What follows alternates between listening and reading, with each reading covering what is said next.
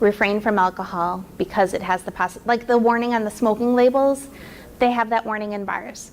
I was also recently in Las Vegas at, well, I guess every establishment in Vegas would have it, but they have, in Kentucky it was prominent in the bar, you could see it.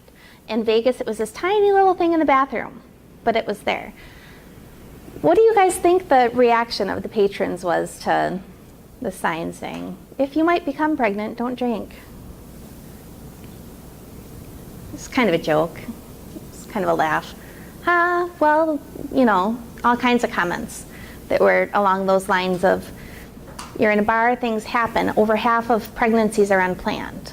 You know, we're oftentimes not planning on becoming pregnant. And speaking exactly to your point, sometimes even when we are, we're not talking about what happens at conception and that early, or what kind of contribution dad could have. So, great point. What about the fetal development of the female and the ovaries and all of that stuff? If there's the fetal development of the alcohol going on there, that child then grows up and has children. What is that effect? Great point. A female that has FASD going on, I haven't seen specific stuff on reproductive organs in the female, but you do see higher rates of alcohol abuse. So and judgment, impaired ability to correlate consequences of actions and things like this, that would preclude to a potential higher rate of people with FASD having babies with FASD. The woman I was talking about earlier with the 2 daughters has the one daughter who's out functioning, living her own life, and has a daughter who grandma swears has FASD. But mom says, no, I would never do that to my baby. But mom has a strong, you know, alcohol addiction, and grandma just thinks that mom's not being truthful. So how do we diagnose that? Where do we get around that? Is it a developmental delay, or is it alcohol and we're not knowing it because of this cycle that we talked about with mom? Great point. So I did think it is encouraging that we are trying to get education out there, even in our drinking establishments, so that people can understand, hey, just pay attention. You can laugh at it if you want because it's a sign in a bar talking about not drinking, but just know that it does have an impact. Invisible disabilities. I'll let you read through that for a minute.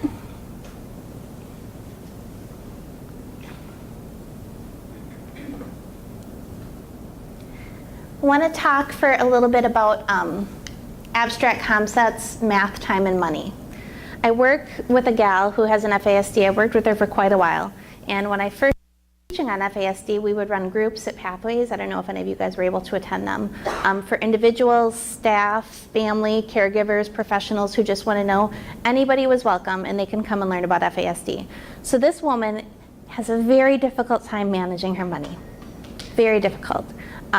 But she's very articulate, intelligent, none of the facial features. You would look at her and say, I still forget. I've known her for so long that she has an FASD. The staff would come in and say, she just can't manage her money. How are we going to get this girl? I just give up with her. She's just doing it intentional. I'm over it. I'm done. And they were very frustrated. And I'm not pointing fingers at them. I get it. I get where that's frustrating, right? So I said, come to the meeting. Let's learn. Let's learn more about how the brain damage, you don't see it. You can't look at her and say, oh, she's going to have a hard time with her money. You can't tell. But when we know what's going on with the brain, she was officially diagnosed at birth. We know mom drank extensively when she was pregnant. Maybe you'll understand. And then staff sat there the whole time on their phone during my talk. Not like it's not okay. If you want to sit on your phone, that's fine. But if you're here to learn about money or why they're having trouble, let's educate ourselves. Let's learn, because maybe there's something we can do to help intervene in these cases. Poor problem-solving skills. Every once in a while, I don't know about you guys, but after a long day, I call my dad and I say, Dad, thank you so much for teaching me some basic common life things. Here's how you get health insurance. Here's how you pay a mortgage. Here's how you make sure the tabs on your car are up to date. If you have a problem getting a prescription filled, call these people. These basic life tasks that a lot of us were taught early in life. How many times are you sitting with a client and I've been off my meds for 2 weeks, Rach, because the insurance won't fill it. Well, did we call to find out why? No, they just said they won't, so I'm just gonna go without it, I'm done. Am I the only one that deals with that? Yeah, you guys have heard that from time to time. Or other basic things. I'm not seeing my therapist because the Medi-Cab didn't come. Well, have we called to see why they didn't come? Your budget's not working? Well, let's take a look at your budget together. Let's do some of this problem solving together, because very often in these cases they get overwhelmed. It's more than the brain's able to handle, so they shut down. And you know, it can be really embarrassing for them to ask for this help, for these things that are seemingly common that other people can figure out and I need help with. I work with a guy who's in his 50s and he reads at a first grade level. It's very difficult for him to come to me and say, Rachel, now it's easier. But in the beginning it was really hard, and it took some time to really build up that trust and rapport where he could come to me and say, the doctors keep giving me these forms. I can't read them. I don't know what they say. And guess what? My fiance doesn't understand them either. So we both need help going through these papers. Knowing where their abilities are and where they need, even in what seems like the most common things, some help to get through. Risk unawareness, naive, suggestibility, we talked about that earlier. The scapegoats, not understanding how much trouble, not understanding the consequences. If I, hypothetically, was on probation, and one of my things of probation is don't smoke meth, if I went and smoked meth, I would know I'm probably going to get in trouble with probation. Not always the case, that ability to think through. Questions on that one? Immature childlike coping skills, I want to talk about that for a little bit. We see a lot of aggressiveness, a lot of anger. Worked with a guy who actually through our groups, I said in one of the regular groups I teach, if you think mom drank when she was pregnant, raise your hand. And he raised his hand. I know she did. She tells me all the time. Well, why don't you come to our group? Just an information setting, see what happens. He sat there and said, just like Morgan talked about, he goes, this all fits me. It all fits me exactly. And I have been so angry my whole life. And I have gotten in so much legal trouble because I keep exploding on people and lashing out on people. And I don't understand. They put me in anger management. I'm on probation, all these other things, but I can't control my anger and I don't understand why. We were able to walk him through the steps. We got him a diagnosis, and then we could get some more help that's directed towards that, and then it does change probation if we can go in and say this person does have a developmental delay. So it was exciting in a way to help deal with that aggressiveness, but then the one thing I wasn't prepared for, and maybe you guys would have been much more prepared, but was a lot of anger towards mom. You did this to me. This is your fault. Is it all her fault? I would never say that.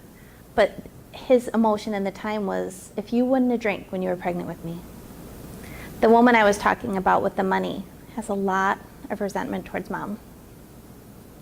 It's a hard feeling to process with someone. Risk factors. I tell that story that we all laugh to, but it is really sad about the girl that says, well, I smoked meth the whole time, but even I knew not to drink when I was pregnant.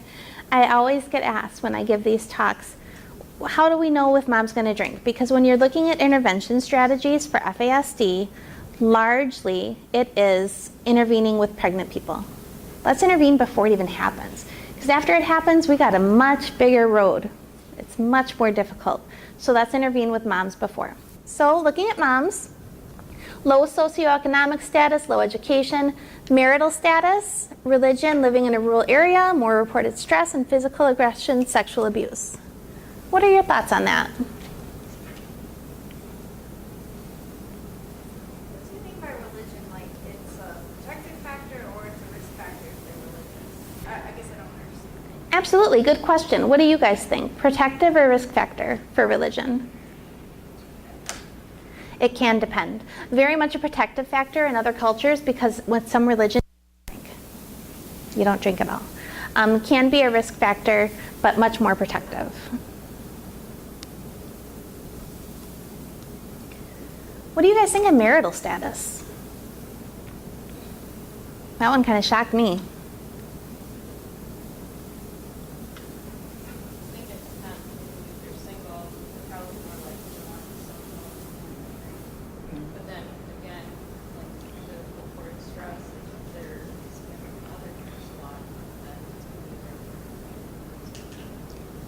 Great, very well said. I couldn't have said it better. Young, we look at age, low educational level, not a lot of money. I'm young, I'm pregnant, I'm alone. I still want to. I worked with a woman, twins.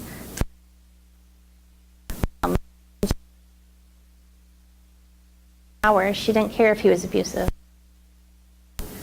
because raising kids alone is hard. It's really hard. And she was facing the prospect of being in poverty, just got her own apartment, was homeless before that, and raising twins on her own. So she's going to do everything she can to keep him to stay so it's not so hard. Doing it alone creates stress, a lot of stress. However, being in a relationship that has things, domestic violence, abuse, high alcohol from the male involved in the relationship, can absolutely lead to higher rates of drinking because of a sense of hopelessness. The alcohol's there, he's drinking, he's not being supportive, all these other factors that come into play. Make sense? Other thoughts on that? Okay, so there's some on Mom for you. Another study, we talked a little bit about South Africa earlier. 73% of women continue drinking at hazardous levels after pregnancy recognition. 73%. This study was in 2014. In today's day and age, it's hard to imagine, but it's happening right now. 64% reported trauma, whether it be childhood or recent. So trauma, pregnant, I'm going to keep drinking, and I'm going to keep drinking a lot. Drinking before pregnancy was a predictor of drinking after pregnancy recognition. Childhood abuse was a moderator. More childhood abuse, more likely to drink. Less childhood abuse, less likely to drink. Women with trauma histories reported higher levels of drinking, even if they were light drinkers before they knew they were pregnant. I want to give you just a few seconds, and I want to hear your thoughts. I'm drinking a little bit. I've had a pretty traumatic upbringing. I'm a woman in South Africa. Now I'm pregnant. I'm going to start drinking more. Thoughts? Yeah? Was there somebody else? Raise them high. I'm blind. I was just going to say with alcohol, sometimes it's not always a choice, but it's just a progression. Hmm? With alcoholism? Yeah. It can absolutely be a progression going into it. I started like this and it's going to get harder. Now I've got more stress, I've got a baby, and other things that can contribute to that. Great point. Yeah? In 2003, I had the opportunity to visit South Africa Ooh. with a group of chemical health specialists. Wow. And it was amazing because they have the wine vineyards. Hmm? And it was almost, they were huge, you know, and they were many. And they were just putting in place a law to keep the people who ran the vineyards from paying their workers with wine. Because, you know, it was just such a shock, culture shock, because it was almost like they were sharecroppers. They had houses on the vineyards, or, you know, little, you know, square boxes on the vineyards. And instead of giving them cash, they would give them the bad wine that couldn't be exported. And they would make more money selling the wine to people in other communities for the unlicensed social, you know, clubs and things. But then they would also just drink a lot of it. So they had to outlaw paying the workers with wine because fetal alcohol syndrome, alcoholism, domestic violence was so rampant and high on these, pretty much like plantations, on these vineyards. And it was devastating to hear the numbers and to see the outcomes, and it was generational. You know, but yeah, to get paid with alcohol instead of money. Great point. Could you guys hear all that? This different culture where we're getting paid with alcohol for our kind of sharecropping. It's a great way of saying it. Our sharecropping work that we're doing for individuals. And if I'm getting paid in alcohol, the alcohol's there. It's present. It's my payment. I might resell it to try to get money, but it's here. It's a very big part of the culture. And sure, kids drinking it, starting very young, and a lot of trauma on top of all that happening. Look also at Native American culture with the really high rates of alcoholism and the high prevalence of alcohol availability and social acceptability of extreme rates. So thank you for bringing that up. Great point. Other thoughts on that? Yeah. Fear. She went through trauma, she's now pregnant, what's going to happen to this baby? Is this baby going to have to go through everything I went through? Fear. I've had such a rough life. This is so hard for me here, and now I'm bringing another life into it. Yeah. And to add to that, you think a lot of these women are secretly hoping that they miscarry, and that's what increases their Without a doubt, I firmly believe that. Secretly hoping they'll miscarry. Not ready to do this. Don't want to do it. Yeah. Hard. All right. So potential ethical concerns with screening. We'll go into this for a little while. I want to, number one, help the moms who are at high risk, right? And then I want to screen the babies. Well, it can be really difficult when you go in to say, have you been drinking while you're pregnant? How likely am I to say yes? Middle class white girl in the suburbs like I am? No. I know the answers to give. It can be really, really difficult to get the truth, right? Also, we have to look at the validity of our screening methods.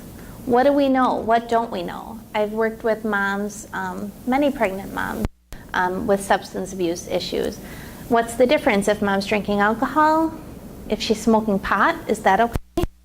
If it's, we really crack down more. We really do a lot more. We just, silly Minnesota. We have these silly rules. But how valid is our screening methods for mom and baby? Disclosure of informed and informed consent.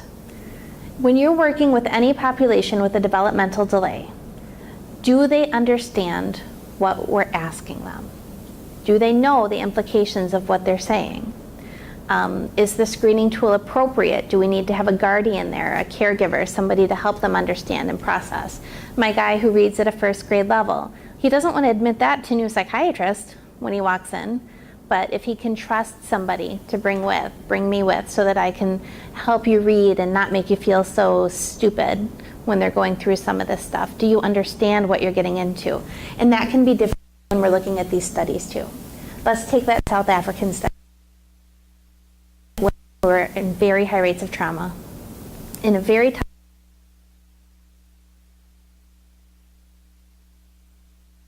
to make sure we're getting, one, appropriate data for our research studies, and two, so that we're not doing more damage by doing the study. Populations to screen.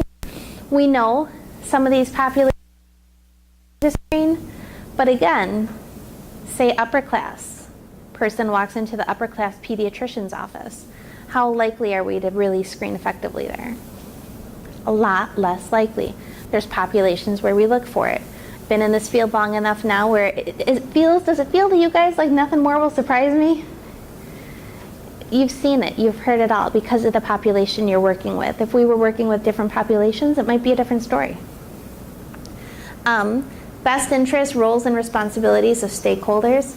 Again, when we're doing screening, testing, research, all of this, what's going on? Why are we getting this information? How is it going to be helpful? Yes?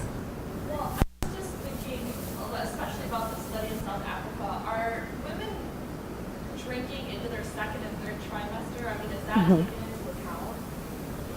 That's a great question. Are women drinking into their second and third trimester? Is it just a first trimester thing? Maybe once they start to show. Maybe they didn't know they were pregnant, some of that.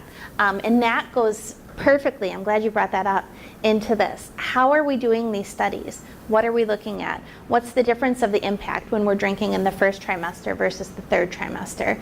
That one was all through pregnancy, but in all these studies it doesn't always say specifically. So great question. Yes? I feel like there's just, I got a baby, but I feel like there's a lack of screening for the mothers that are pregnant. I expected to go in and be, get a UA, get my urine tested every time I went in. And my doctor was telling me that that's not routine anymore. They don't do that every time. Only if they suspect something. Well,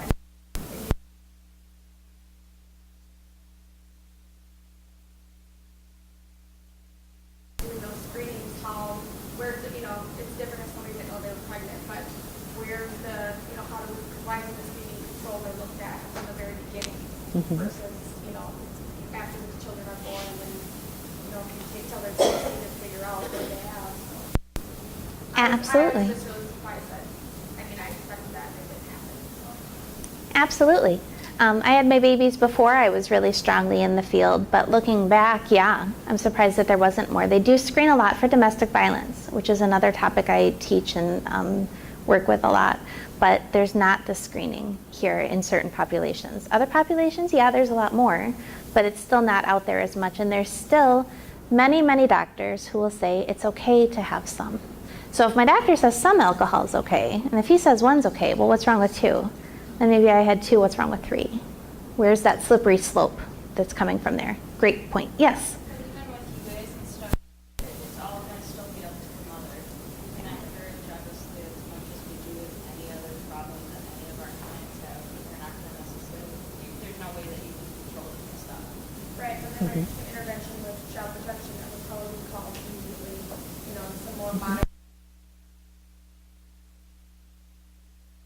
We can't lock them up and say, we're going to keep you here to make sure you're safe and you're taking your prenatals and you're getting your proper nutrition. I had an older woman stop me after one of my talks on FASD in the hall and talk to me for a very long time extensively about nutrition and how much nutrition in pregnancy can impact the baby and how much some of this, what she's seen in her work, because she was a nurse, that's more directed towards nutrition, and are we screening for that too? And you're right, we can't control what mom does, but there are certain things, like I said earlier, if we know there's meth, child protection, we're getting them involved. I worked with another mom who was pregnant with her fourth, smoked pot. She busted and had a program, and they said, stop smoking pot. Yeah, right. She's not stopping. Smoked the whole pregnancy. How much do we know about marijuana and the impact on the baby versus other substances, and what can we do once we do know? And sometimes even the threat of child protection, the threat of the baby being taken away, all these other things aren't enough. Do they have a developmental delay? Are they able to understand the consequences of their action? Do they care? Do they want the baby? All these questions come into play. Do they think they won't get caught? How many times have you heard that? Didn't think I'd get caught. You did. That's why you're here. Pot anyways, what's the difference? Ah. Every day. I didn't, that's a good point. I didn't think of that.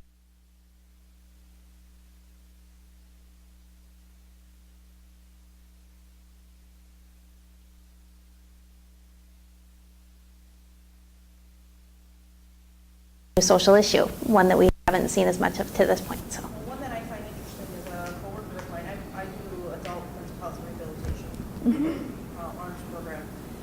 And one of my coworkers had a mother that, I don't know, was like kid 6 or 7 or something, and she was flagged for marijuana use. Baby comes, test the baby, she ends up CPS involvement, they both have to do testing and so on and so forth until they reach a certain level, and then CPS will go away. And so if they legalize this, what happens with that? Because then you really can't hold them accountable because it's legal. With those alcohol. Yeah. So it's like, Alcohol's legal too. Yeah, I haven't heard of intervention for alcohol during pregnancy as far as child serious interventions, and how does that work with when and if, I should say when and if this will be at some point. So I like it off. No, you guys probably can't hear me. I get very quiet. Is that better? There you go. Yes, please. I'm an alcohol and drug counselor, and I have, been working in the field for, a little while now. And we, I think, started this campaign for fetal alcohol syndrome or spectrum disorder, as it's evolved to, probably in 1996. And I worked real closely with a couple Project Child, and, maternal injection, and those kind of things, where literally I did an assessment and a woman was I was supposed to call. And I would explain to her wanted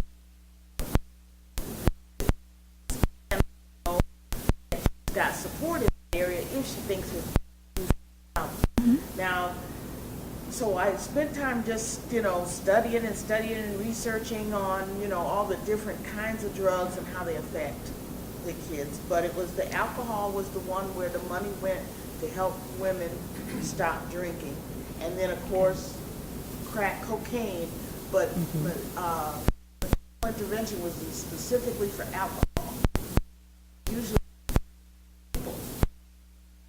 some other stuff, usually when it's have a drink.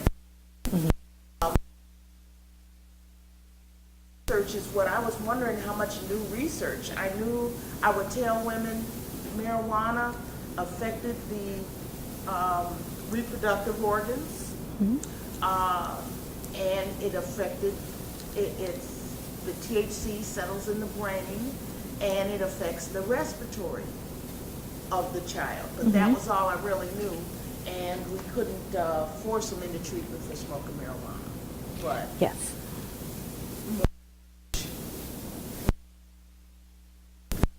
drug is legal, it's hard to get somebody to stop using it. Absolutely. I think my battery's dead. And I'm at time. So battery, did I? Huh? To wrap up what you're saying, we do have money going into this. MOFAS, the Minnesota Organization on Fetal Alcohol, we have one of the top, besides the national organization, on getting word out there. We have grants, we have money going into this stuff. So we will come back after the break and continue with the microphone. Thank you.